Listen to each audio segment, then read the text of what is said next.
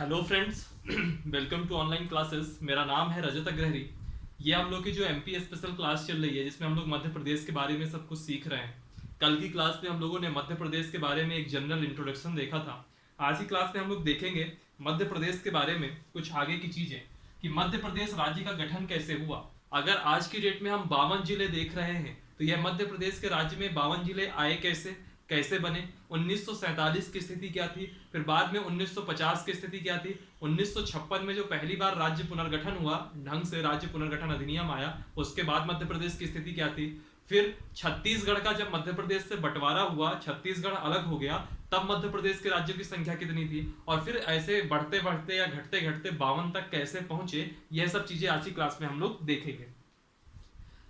आप लोग के लिए ये क्लासेस बहुत इंपॉर्टेंट है, थोड़ा क्विक क्लासेस है। ये आपकी जो लास्ट टाइम की प्रिपरेशन होती है उस टाइम के लिए क्लासेस हैं। आप इनको अगर आप पूरा ढंग से करते हो तो आपको जो एमपीपीएससी के एग्जाम में जो एमपी से रिलेटेड क्वेश्चन आएंगे वह सारे के सारे आपसे सॉल्व हो जाएंगे। चलिए, सबसे पहले हम बात करते हैं मध्य प्रदेश राज्य का गठन। तो अभी आप मध्य प्रदेश को भूल जाइए, अभी आप आइए भारत के बारे में। भारत को मैं आपको ले चलता हूं 1947। 1947 कहिए या 1950 कह दीजिए, 1947 कहिए। अभी 1947 की क्या स्थिति थी, तो 1947 की स्थिति में क्या था कि जो ब्रिटिशर्स थे, ब्रिटिशर्स या जो अंग्रेज थे, वो जो जिस भारत में वह हुकूमत करते थे, यानी कि जो एक्चुअल में जो भारत था पूरा, तो सब जगह भारत वो हुकूमत नहीं करते थे। उनकी जो हुकूमत थी उस एरिया को हम कहते थे ब्रिटिश इंडिया, ब्रिटिश भारत। उसके अलावा कई सारी रियासतें थी, देसी रियासतें थी, जहां पर ब्रिटिशर्स हुकूमत नहीं करते थे। हालांकि वह उसके अधीन ही थे, जो रियासतें थी वह भी ब्रिटिश हुकूमत के अधीन ही थी, लेकिन ब्रिटिशर्स उसमें डायरेक्ट हस्तक्षेप नहीं करते थे। सिर्फ तीन मुद्दे थे, तीन मुद्दे थे। एक था आपका संचार, एक था आपका विदेश मामले, और एक था रक्षा के मामले। ये तीन मामले जो है उनके पास रहते थे, ब्रिटिशर्स के पास। बाकी सारे के सारे मामले रियासतों के पास रहते थे। तो 1947 की जो स्थिति है उसमें हम इनको चार भागों में देखते हैं। जो भी हमारे भारत के अंदर राज्य थे, या जो भी आप कहिए, जो भी आपको सुटेबल लगे आप वो कहिए, तो हम इनको चार भागों में देखते हैं। एक था भाग का, एक था भाग खा, एक था भाग गा, और एक था भाग घा। ठीक, भाग का, खा, गा, घा, इसमें हम लोग राज्यों को डिवाइड करके रखते हैं। जो भाग का था, इसमें क्या था, जो ब्रिटिश इंडिया था, यानी कि जो ब्रिटिश भारत के अधीन जो क्षेत्र थे वह आए। ब्रिटिश भारत के अधीन जो क्षेत्र थे वह यहां पर आए, और जो ब्रिटिश इंडिया के अंदर जो क्षेत्र आए थे वह लगभग कितने थे, वह आपके 10 क्षेत्र थे। 10 क्षेत्र थे। इसमें कई सारे थे, जैसे असम था, बिहार था, बंबई था, संयुक्त प्रांत था, मध्य प्रांत था, ऐसे करके बहुत सारी चीजें थी। ठीक है, मध्य प्रांत था, मद्रास था, पंजाब था, पंजाब बहुत बड़ा था अपने आप में, उड़ीसा था, तो ऐसे करके बहुत सारे थे। उन सबके मैं नाम यहाँ नहीं लिखूंगा। और इनकी जो चर्चा बाद में जब संविधान आया, तो इनकी जो चर्चा होती है वह होती है संविधान के भाग 6 में, भाग 6 में। और आर्टिकल 153 से लेकर के, आर्टिकल 153 से लेकर के, सॉरी 152 से लेकर के आर्टिकल 237 तक इसकी चर्चा होती है। ये इतना महत्वपूर्ण नहीं है, लेकिन आपको पता होना चाहिए। ये सब चीजें मैंने आपको पॉलिटी की क्लास में कराया हुआ है। अगर आपने नहीं देखी है पॉलिटी की क्लास तो यहां समझ लीजिए, अगर आपने पहले देख रखा होगा तो आपको ये चीजें याद होंगी। भाग खा के अंदर जो बड़ी रियासतें थी, जो प्रीवी पर्स थी, वो आती थी। प्रीवी पर्स का मतलब यहाँ किनसे है, जो बड़ी रियासतें थी। और इसके अंतर्गत टोटल कितनी रियासतें आती थी, तो इसके अंतर्गत याद रखिएगा 8 रियासतें आती थी प्रीवी पर्स के अंतर्गत। और यह संविधान के भाग 7 में था, इसकी चर्चा भाग 7 में थी। ठीक है, और आर्टिकल 238 था इससे संबंधित। प्रीवी पर्स में जो 8 रियासतें थी, जैसे हैदराबाद हो गई, जम्मू कश्मीर हो गई, मैसूर हो गया। ठीक है, एक बहुत इंपॉर्टेंट था इसका पटियाला और पूर्वी पंजाब, पटियाला एंड ईस्टर पंजाब, इसको पेप्सो कहते थे। ठीक है, फिर इसके अलावा राजस्थान था, सौराष्ट्र था। ठीक है, और क्या था इसमें, बिंद थे। ऐसे करके बहुत सारे क्षेत्र इसमें आते थे भाग खा में। फिर आपका आता है भाग गा। भाग गा में जो है आपकी, इसमें कुछ छोटी रियासतें थी, इनकी भी संख्या 10 थी। छोटी रियासतें थी, इनकी भी संख्या 10 थी। इसमें हमारा विंध्य प्रदेश आता है, भोपाल आता है, कूच बिहार आता है, कुर्ग आता है, ऐसे करके कई सारे छोटी छोटी रियासतें थी। भोपाल रियासत थी, अजमेर रियासत थी, बिलासपुर रियासत थी, ये सब छोटी रियासतें यहाँ आती थी। और यह संविधान के भाग 8 में था, आर्टिकल 239 में। और फिर इसके बाद जो भाग घ था, इसके अंदर सिर्फ एक ही जगह आती थी, वो आती थी अंडमान व निकोबार द्वीप समूह। और इसकी जो चर्चा थी वह संविधान के भाग 9 में थी, संविधान के भाग 9 में थी। कालक्रम में क्या हुआ, जब राज्यों का पुनर्गठन वगैरह होता है तो वैसी स्थिति में जो ये अंडमान निकोबार द्वीप समूह था भाग 9 वाला, उसको यहाँ ले आया गया, भाग 8 में लाया गया। और जो छोटी रियासतें थी इनको क्या किया गया, कई सारी जो कुछ ऐसी चीजें थी जिनको मिक्स विक्स कर करा के यूनियन टेरिटरी बनाया गया, संघ शासित प्रदेश। कई सारी बड़ी रियासतें और जो ब्रिटिश इंडिया था उनको मिला करके एक राज्य बनाया गया, स्टेट बनाया गया, फुल स्टेट बनाया गया, ठीक है। और बाद में जो है मैं आपको ये कहूंगा, ये जो प्रीवी पर्स थी या तो उनको यहां मिला दिया गया, राज्यों में ला दिया गया, तो जो संविधान का भाग 7 था यह आपका समाप्त हो गया, निरसन, यहां पे कुछ नहीं बचा।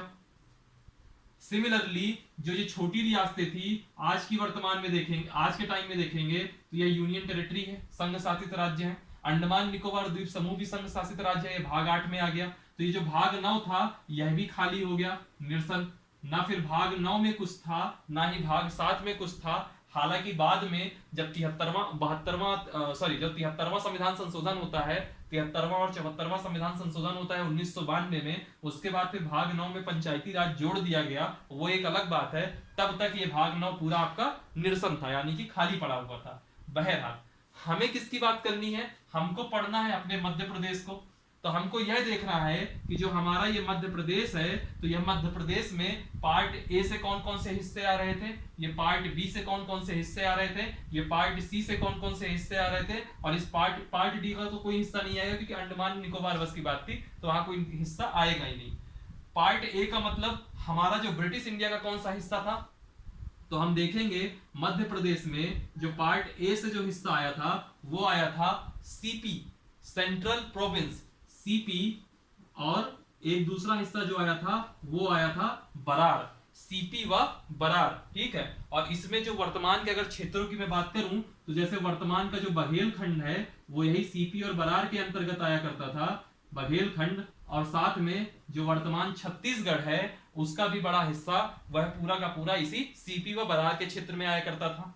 और इसकी जो राजधानी हुआ करती थी, सीपी व बरार की, तो इसकी जो राजधानी का नाम था नागपुर।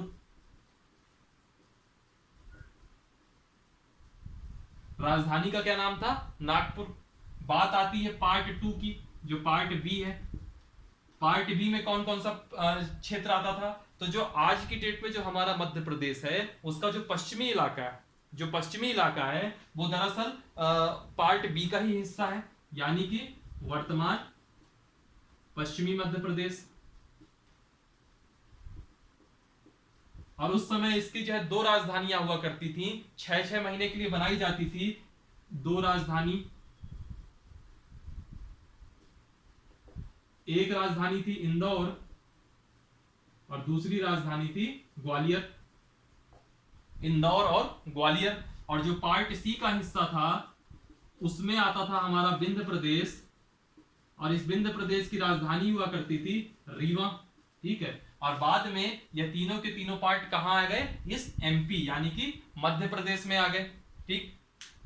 अब हुआ क्या, 1950 की कंडीशन में अगर आओगे तो ये सब कुछ आपको ऐसे दिख रहा है, ऐसे पार्ट में डिवाइड हो गया, ठीक है। लेकिन जो उस समय 1947 की स्थिति ये थी, 1950 तक कुछ एकीकरण किया गया, कुछ राज्य बना दिए गए, कुछ ऐसा किया गया, लेकिन जो भी व्यवस्था अपनाई गई वह एक प्रकार की अस्थायी व्यवस्था थी, वह हमेशा का समाधान नहीं था।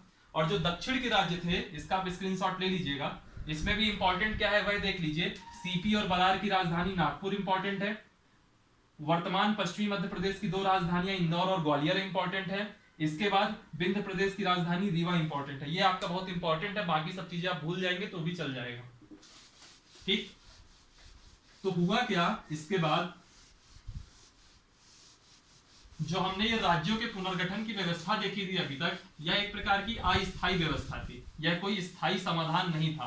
उसी बीच में जो दक्षिण के राज्य थे, साउथ स्टेट थे, जो दक्षिण के क्षेत्र थे, दक्षिणी भारत में मांग उठने लगी कि जो भारत के राज्यों का पुनर्गठन हो वह भाषा के आधार पर हो। तो उनकी मांग को देखते हुए एक आयोग बनाया गया, धर आयोग। धर आयोग, इसके बारे में बहुत डिटेल में नहीं जाऊंगा, पॉलिटी की क्लास में जो मेरी सबसे लास्ट की क्लास थी राज्यों का पुनर्गठन, वहां बहुत अच्छे से मैंने इसको कराया हुआ है। धर आयोग ने कहा कि जो राज्यों का पुनर्गठन है वह भाषा के आधार पर ना होकर प्रशासनिक आधार पर होना चाहिए। और जैसे इन्होंने प्रशासनिक आधार कहा वैसे ही साउथ वाले भड़क गए, साउथ वाले भड़क गए। इसके बाद आनंद फानन में एक और समिति बनाई गई जिसका नाम था जेबीपी समिति। यहाँ पे जे का मतलब जवाहरलाल नेहरू है, वी का मतलब वल्लभ भाई पटेल है और पी का मतलब पट्टाभी सीतारमैया है। तो इस समिति ने कहा कि जो राज्यों का पुनर्गठन हो वह भाषा के आधार पर हो। इन्होंने कहा था प्रशासन के आधार पर हो, इन्होंने कहा भाषा के आधार पर हो। फिर इसके बाद फाइनली एक आयोग बनता है, फजल अली आयोग। नाम से ही स्पष्ट है कि इस आयोग के अध्यक्ष कौन होंगे, फजल अली होंगे। और जो दो अन्य सदस्य थे उनका भी नाम देख लीजिए, बहुत ही इंपॉर्टेंट है। एक थे H.N. कुंजरू, जिनका पूरा नाम है हृदयनाथ कुंजरू, और जो दूसरे थे वो थे K.M. पाणिकर। ठीक, ये दो अन्य मेंबर थे। इन्होंने कहा कि जो राज्यों का पुनर्गठन हो वह भाषा के आधार पर हो।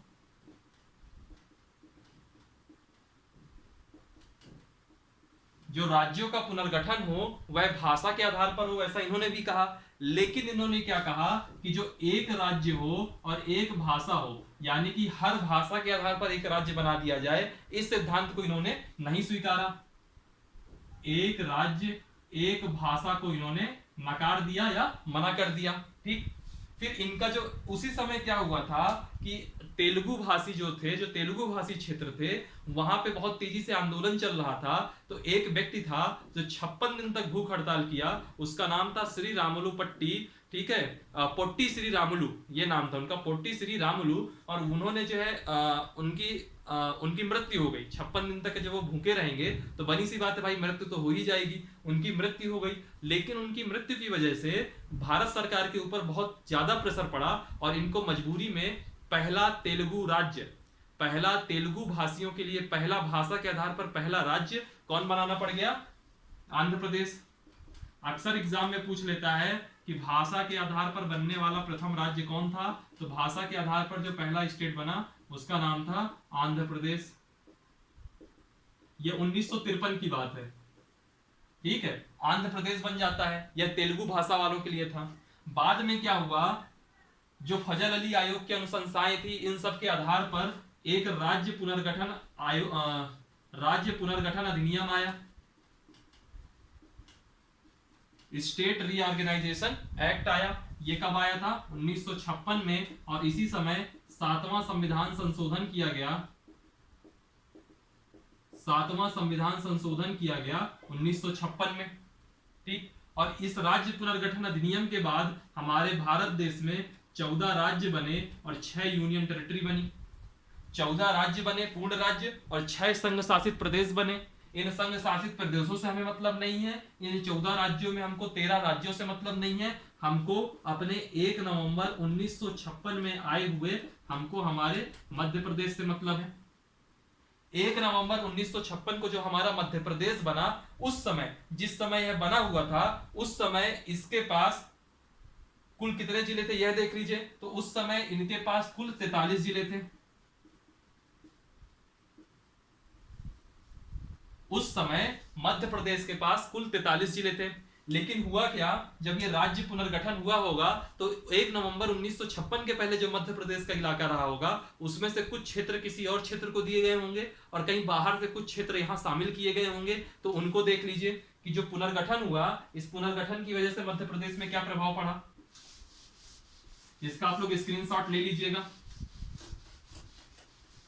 जो राज्य पुनर्गठन हुआ, पुनर्गठन होने से 1956 में एमपी के 8 क्षेत्र, और ये आठों के आठों क्षेत्र कैसे थे, मराठी भाषी।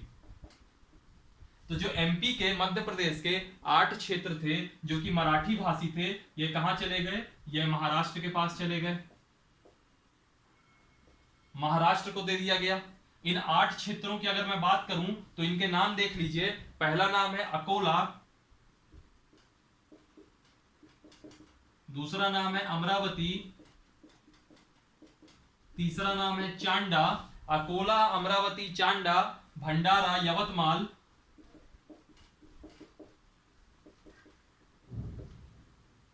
अकोला, अमरावती, चांडा, भंडारा, यवतमाल, वर्धा, बुल्ढाना और नागपुर। ये सब के सब क्षेत्र पहले मध्य प्रदेश में थे, लेकिन चूंकि इनकी भाषा मराठी थी इसलिए इन 8 के 8 क्षेत्रों को किसको दे दिया गया? महाराष्ट्र को दे दिया गया। ठीक, फिर इसके अलावा देखिए ये जो परिवर्तन हुआ था, यह परिवर्तन किसमें हुआ था? पार्ट ए में। पार्ट ए यानी कि क्या हुआ? सेंट्रल प्रोविंस और बरार वाला क्षेत्र, सीपी और बरार वाला क्षेत्र। फिर इसके बाद हम पार्ट बी में जो वर्तमान पश्चिमी मध्य प्रदेश है, यानी कि जिसकी राजधानी इंदौर और ग्वालियर है, तो पार्ट बी में क्या परिवर्तन हुआ इस पुनर्गठन की वजह से, वह देख लीजिए। पार्ट बी में क्या हुआ? मंदसौर का एक क्षेत्र था, मंदसौर का एक क्षेत्र है, उसके मंदसौर जिले की कौन सी तहसील है? भानपुर। मंदसौर जिले की भानपुर तहसील का एक गांव है, उसका नाम है, बहुत फेमस नाम है, सुनील टेप्पा। सुनील टेप्पा करके एक गांव है, सुनील टेप्पा करके एक गांव है, और यह गांव जो है किसको दे दिया गया? सुनील टेप्पा जो गांव है, सुनील टेप्पा नहीं है, सुनील टप्पा है। सुनील टप्पा करके जो गांव है यह दे दिया गया राजस्थान को, यह दे दिया गया राजस्थान को, क्योंकि वैसे भी आप देखोगे कि तो मंदसौर और राजस्थान की सीमा मिलती है। तो सुनील टेप्पा गांव जो कि भानपुर तहसील का है, मंदसौर जिले का, ये दे दिया गया राजस्थान को। सिमिलरली एक काम और किया गया, कुछ लिया भी गया होगा कहीं ना कहीं से, तो एक जगह है सिरोंज, ये जो है उस समय कोटा में थी, यानी कोटा यानी कि राजस्थान, और इसको विदिशा जिले में शामिल किया गया, इसको विदिशा जिले में शामिल किया गया। तो ऐसे कुछ चेंजेस हुए, और इस चेंजेस के बाद, इन बदलावों के बाद, पुनर्गठन के बाद 1 नवंबर 1956 को जो मध्य प्रदेश बना, उस मध्य प्रदेश में टोटल कितने जिले थे? 43 जिले थे।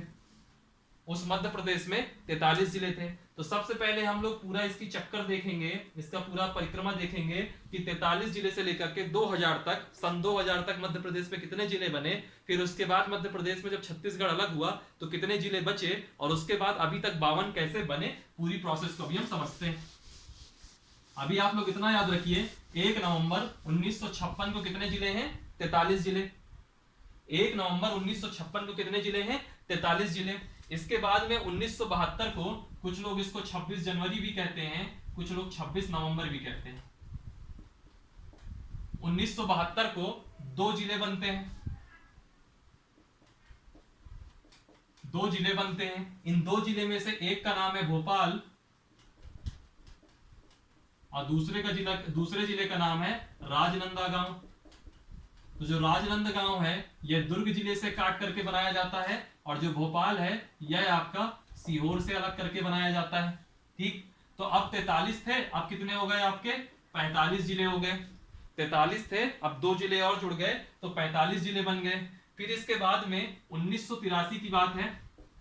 1983 में एक आयोग बनाया जाता है, उस आयोग का नाम है जिला पुनर्गठन आयोग।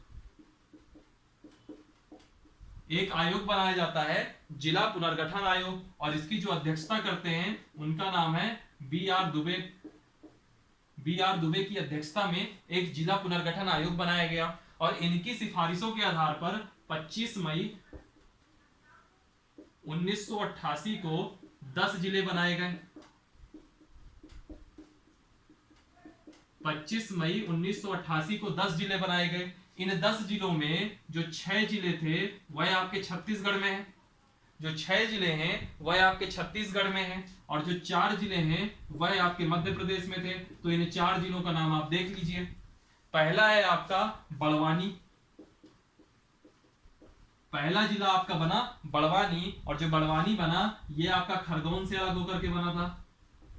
जो बड़वानी बना, जो मैं ब्रैकेट पे लिखूंगा, मतलब कि जो ब्रैकेट वाले से अलग करके ये जिला नया बना है। बड़वानी बना खरगोन से अलग होकर के, फिर बना आपका श्योपुर,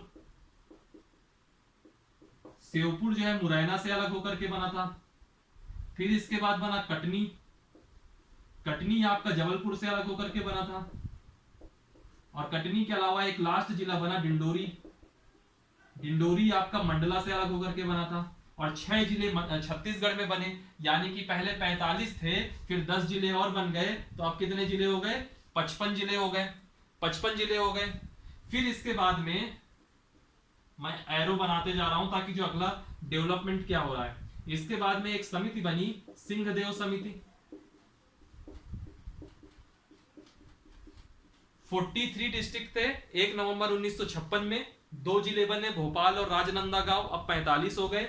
फिर जिला पुनर्गठन आयोग बना बी.आर. दुबे की अध्यक्षता में, 25 मई 1988 को 10 जिले बनते हैं टोटल, तो 55 टोटल जिले हो गए। इन 10 जिलों में 6 छत्तीसगढ़ के पास थे, नाम याद रखने की जरूरत नहीं है, 4 एमपी में थे, बड़वानी, श्योपुर, कटनी और डिंडोरी। इसके बाद में एक सिंहदेव समिति बनती है, यह सिंहदेव समिति बनती है आपकी 30 जून 1998 को।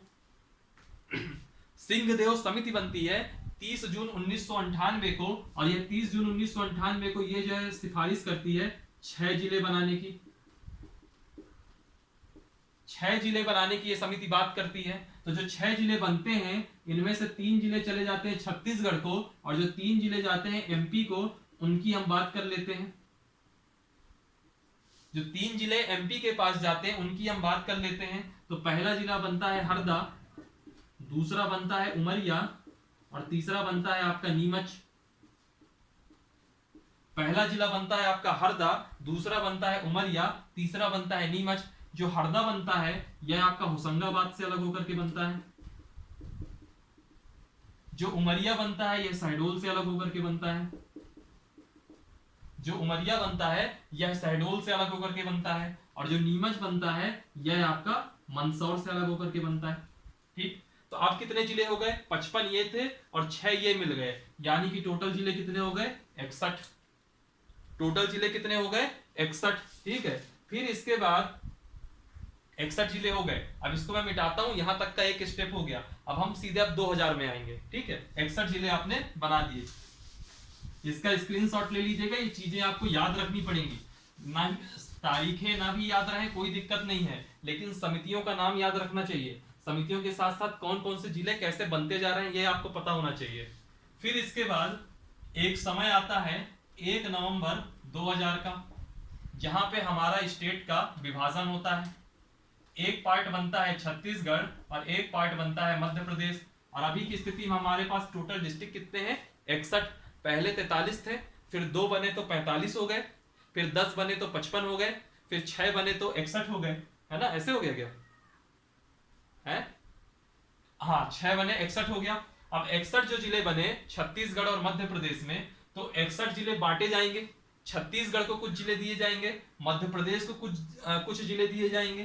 तो छत्तीसगढ़ को 16 जिले दिए गए और मध्य प्रदेश को 45 जिले दिए गए। तो 1 नवंबर 2000 के बाद मध्य प्रदेश के पास कितने जिले थे? 45 जिले। सोचिए, जब हमारा पुनर्गठन हुआ तो हमारे मध्य प्रदेश में कितने जिले थे? 43 जिले। बंटवारे के जब हमारा छत्तीसगढ़ अलग हुआ उसके ठीक पहले हमारे पास कितने जिले थे? 61। और ठीक मध्य प्रदेश के बंटवारे के बाद हमारे पास कितने जिले बचे? 45। ये आपको पूरा याद रखना पड़ेगा। 45 जिले थे। फिर एक तारीख आती है 15 अगस्त 2003 की, 15 अगस्त 2003 की। और 15 अगस्त 2003 में 3 जिले अलग अलग बनते हैं। 3 जिले अलग अलग बनते हैं। पहला बनता है अशोकनगर। जो अशोकनगर बनता है यह आपका गुना से अलग होकर के बनाया जाता है। फिर दूसरा जिला बनता है आपका अनूपपुर।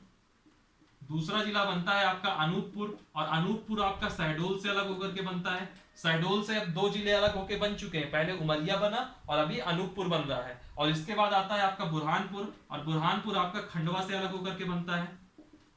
बुरहानपुर आपका खंडवा से अलग होकर के बनता है। तो 45 जिले थे। तो अशोकनगर कौन से नंबर का जिला हो जाएगा? 46वां। अनूपपुर कौन से नंबर का हो जाएगा? 47वां। और ये बुरहानपुर कौन से नंबर का हो जाएगा? 48वां। क्वेश्चन में यह भी पूछ सकता है ऐसा कौन सा इनमें से जिला है जिससे काट करके दो अलग जिले बनाए गए, तो शहडोल है अभी जिससे दो अलग बनाए गए, एक उमरिया फिर एक अनूपपुर। बहरहाल अभी और आगे आते हैं। फिर हम बात करेंगे 17 मई 2008 की, और एक तारीख है 24 मई 2008 की।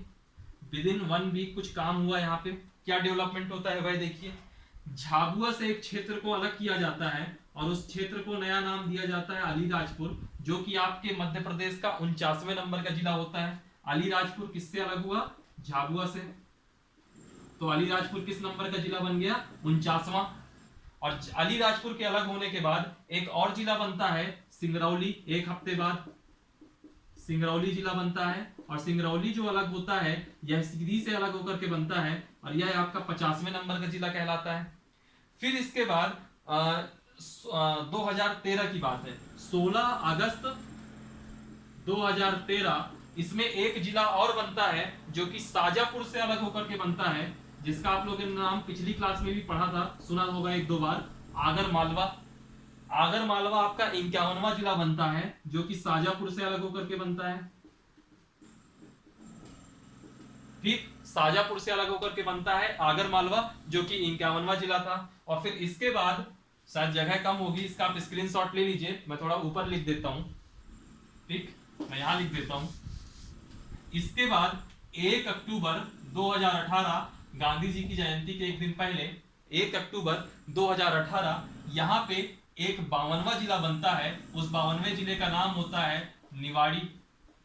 और जो निवाड़ी अलग होता है यह अलग किससे होता है? यह होता है टीकमगढ़ से।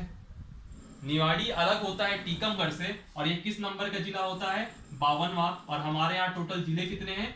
52 ही है। तो हमने यहाँ तक अपने जिले का डेवलपमेंट देखा। और जो निवाड़ी जिला है यह 3 तहसीलों के मिक्स होने से बना।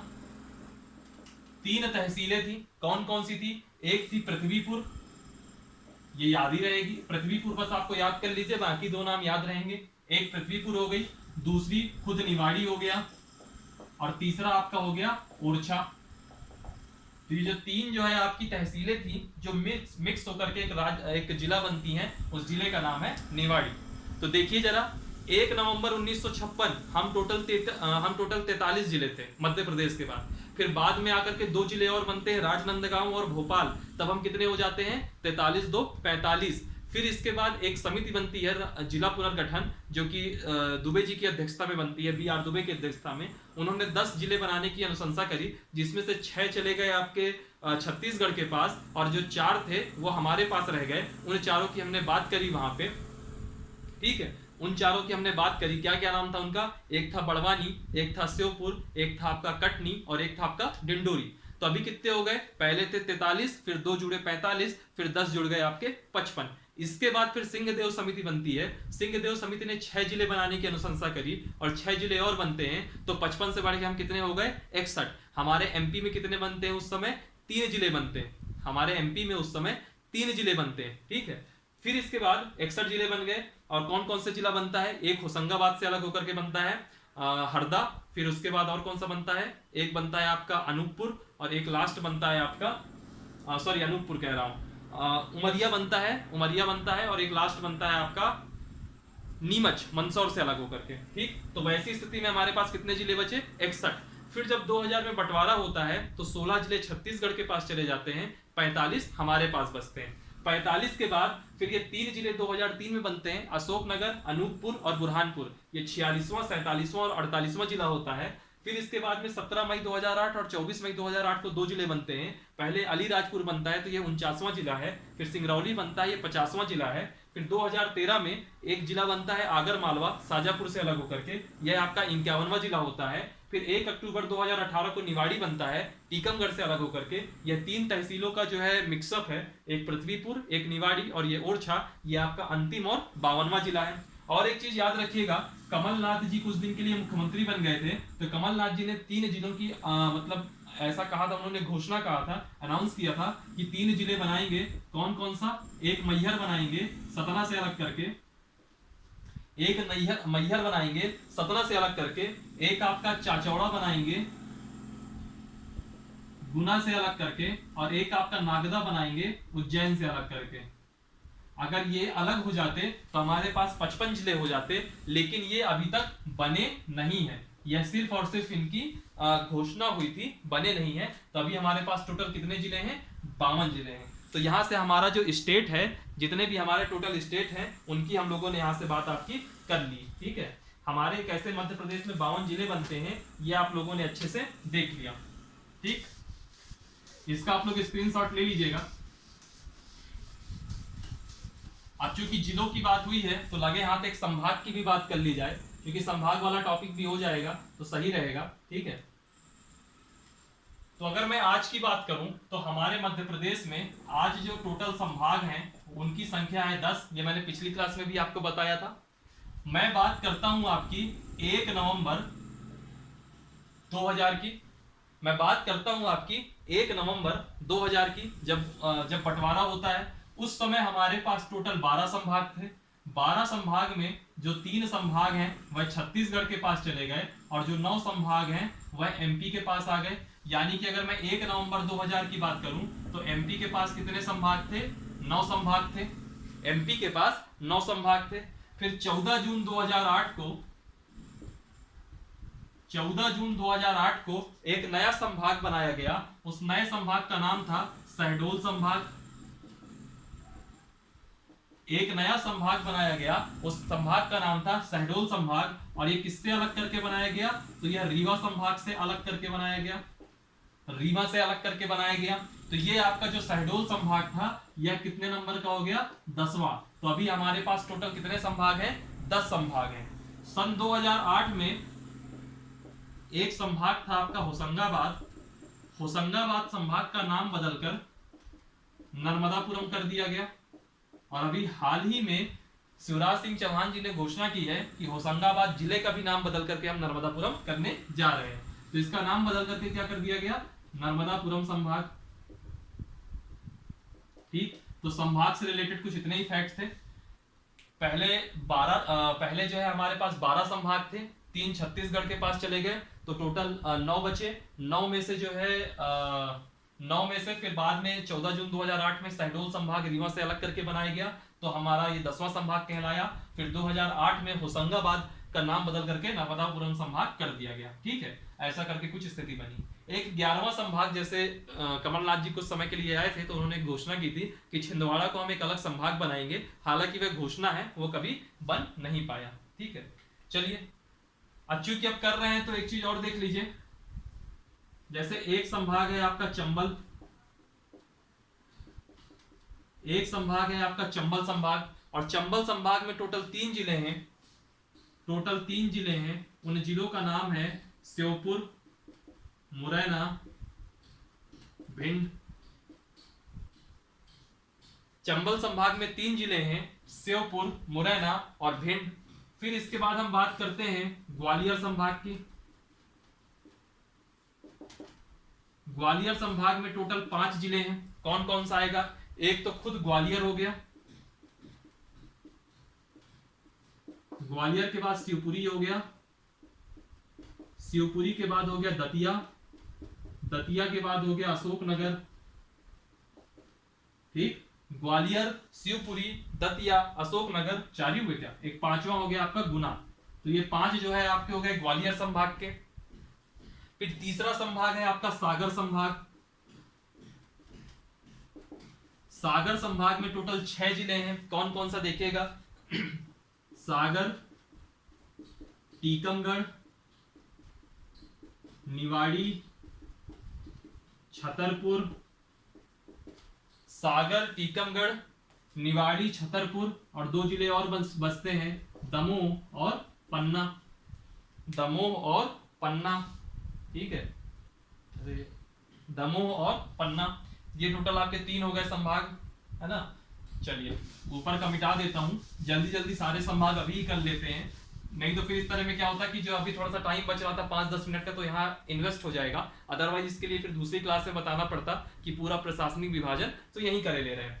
3 संभाग हो गए आपके पास, चंबल, श्योपुर, मुरैना, भिंड। ग्वालियर में 5 जिले, सागर में 6 जिले। चौथा आता है आपका रीवा। रीवा संभाग में आपको 4 जिले मिलेंगे। रीवा संभाग में 4 जिले कौन कौन से मिलेंगे?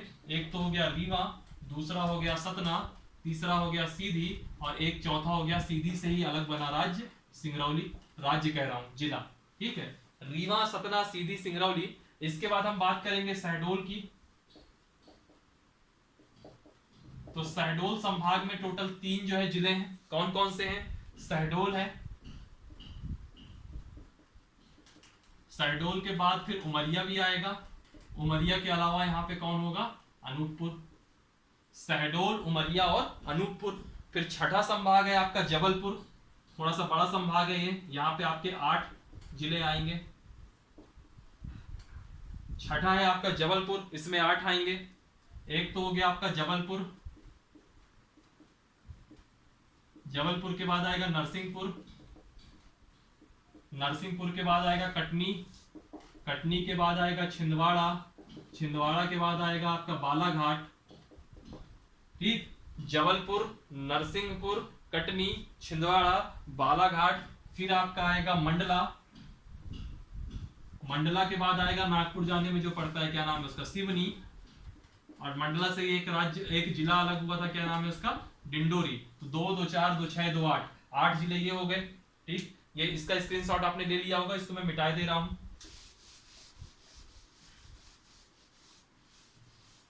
6 हो गए टोटल। फिर इसके बाद आता है आपका होशंगाबाद।